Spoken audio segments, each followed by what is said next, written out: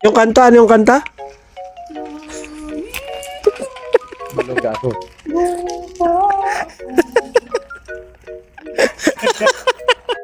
Konbanwa minasang boses pa lang ng tropa natin, pandiinan na, no? Sa mga hindi nakakilala, yan nga pala si Marco, dancer slash singer slash electrician dito sa Namigata, Ibaraki, Ken. At dahil late upload na nga to guys, umpisa na agad natin yung kwento.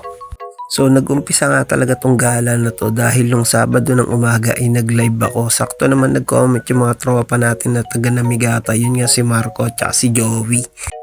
Trip nga nila na bisitahin daw namin sila, kaya yun, wala nang patumpik-tumpik, nagsiligo na kami at nagbike na kami.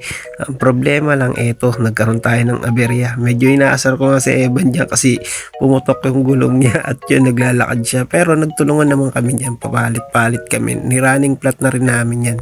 At sa loob nga ng isang oras kalahati, narating na nga namin tong lugar nila Marco. So bali umalis nga kami sa Kamiso ng 10 AM at tumating kami dito mag-aalauna na, pero expected sana namin bago mag-lunch nandito na kami, kaya lang nagkaroon nga tayo ng aberya, kaya ayun, medyo napabagal yung trip natin, pero ayos lang, nakarating naman tayo ng safe. At bago pa nga tayo tuluyan makapasok, by the way, ako nga pala si Joel, TITP dito sa Japan. So bali dalawang palapag nga tong bahay nila guys, no, at dalawa lang sila nakatira. Bali dun sa ibaba, opisina kasi nila yon. Tapos itong second floor yan, ito na yung pinakabahay nila. Napakaraming pinto dito pero tag-isa lang sila ng kwarto dyan. Tapos ang malupit pa dito guys, merong gym yan, naabutan nga natin si Joey, nagluluto na agad siya ng pagkain natin. Kaya shoutout sa dalawa na to. Uy! Richua! Gusto? Galain na namin itong bahay nyo, house tour. Lawak ng bahay niyo guys. Ay, kuya. Ay. Hey, akas may gym po. Sinusuntok ko dito. Yun lang, si Joey. Nasa iyo. Ay, talaga sinuntok niya yan? Hindi, inaano niya ako. Sinisilip niya ako, hindi niya alam, may doble pa pala yung ano. Kailan namin Chef. Si Chef. Ano na nga kami, Hey! naming gutom kayo eh. Si Mahaba. Ang tindi. May paano eh. Big time, big time. Hindi. Uwi Hey. sa ano. Sunod na buwan. Maganda yung shrine dyan. Parang 1 year na kayo. Nakapasa kami ng So fast forward nga guys, sinilip natin yung kwarto ni Joey at napakalaki naman talaga, nakakaingit. So solon-solo niya dyan guys. Marami pa nga kwarto malalaki dito pero mas pinili daw ni Marco na maliit na kwarto lang, yung kasyang-kasya lang daw siya at konting gamit. Maya-maya pa nga, iniyayan na nila kaming kumain. Tignan nyo naman yung hinanda sa atin guys. Meron tayo sinigang na salmon, meron tayong munggo, may barbecue tayo, may pritong isda at meron pang salad. Solid talaga tong food trip namin. Kaya kahit malayo yung binek namin, bawing-bawi kasi ang dami talagang foods. At short story lang guys, alam nyo ba, hindi sila bumibili ng bigas dito kasi libre yung bigas nila at kung minsan binibigyan pa sila ng karne, isda. Ganun nga kabait yung boss nila.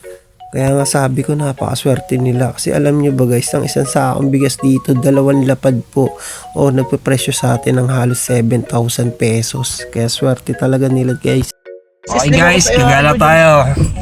So nung matapos nga kaming kumain guys at nakapagpahinga na rin, niyaya kaming gumala nitong dalawa kasi nga meron naman talaga silang sasakyan dito. Yan nga yung iniwan sa kanila ng boss nila para may magamit sila kasi medyo malayo nga talaga sila sa kabias nandito, puro gubat lang dito at palayan. Matapos nga ang halos 5 minutong biyahe, eto na guys, tignan nyo, napakaraming itik dito. So parang Cowen nga to guys at pwede ka magpakain ng mga itik, gansa at saka ng seagull. So para na naman tayong bumalik sa pagkabata kasi tuwang-tuwa tayo nung malapitan natin yung mga yan. Kasi dun sa lugar namin guys, sa Kamiso, medyo mailap yung mga yan. Papalapit ka palang nagliliparan na. Pero dito iba, kusa silang lumalapit at tutukain ka pa talaga dahil nanghihingi nga sila ng pagkain. At sa sobrang amo nga nila, pwede mo talaga silang hawakan. Lalo na kung may tinapay ka kasi lalapit talaga sila sa'yo. Pero yung mga malalaki yun, hindi natin sila malapitan kasi nasa tubig sila guys eh. Sobrang nag-enjoy nga kami sa pagpunta namin dito sa Namigata guys. Kaya lang meron pa tayo isang problema dahil sira nga yung bike ni Evan. Kaya ito, sinamantala na namin yung pagkakataon at naghanap kami na mabibilan ng gulong para makauwi kami ng maaga. Kasi malayo-layo pa ang uuwian namin at hindi pwedeng hindi maayos yung bike niya. So matapos nga kaming bumili dyan, iniwanan ko muna sila dun sa bahay nila Marco at dahil nga gusto kong akyatin tong shrine na to, tara, galain muna natin to sa loob guys.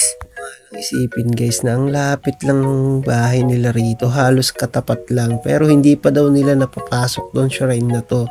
Kaya sabi ko tara pasukin natin para makita mo na rin yung loob. Binibiro niya nga ako dyan, sabi niya parang engkantado dyan kaya ayokong pasukin yan. Sabi ko tanda mo na pa rin, naniniwala ka pa ba sa ganyan? Pero sa totoo lang habang papasok talaga kami dito ay medyo may halong kaba kasi nga medyo masukal talaga tong kagubatan na to at sabi nga nila meron daw ditong mga baboy ramo or kuma kung tawagin nila o yung parang maliliit na oso na nananakit daw ng tao na madalas mapabalita dito yun sa Japan lalo na sa parte ng Saitama. Pero kahit na ganun, in-enjoy pa rin natin to nature trip natin. So ito na nga yung bandang dulo niya guys at dito na sila sa parte na to yung nagdadasal. Hindi na kami pumasok sa pinaka-templo hanggang dito lang kami sa may arko niya guys. Kasi medyo nagkakatakutan nga kami at baka mamaya may tao pa dyan mapagalitan kami, di ba? So binalikan na nga lang namin sila dito habang nag-aayos. At syempre, tutulong na rin tayo dyan kasi nga kawawa naman si Evan, di ba? Malaki pa uuwian, mahirap na magtulak lang siya. Nakabili naman kami ng gulong guys. Ang problema, iba yung sukat nung nabili namin. Mabuti na lang, mabait talaga to si Marco at saka si Joey. Pinaiwan na lang yung bike ni Evan dito at pinahiram sila ng bagong bike. O di ba, sang ka pa, pinakain na kami, iginala na kami, pinahiram pa kami ng bike. Kanya kababait yung mga tropa natin na yan, kaya shoutout sa kanila talaga.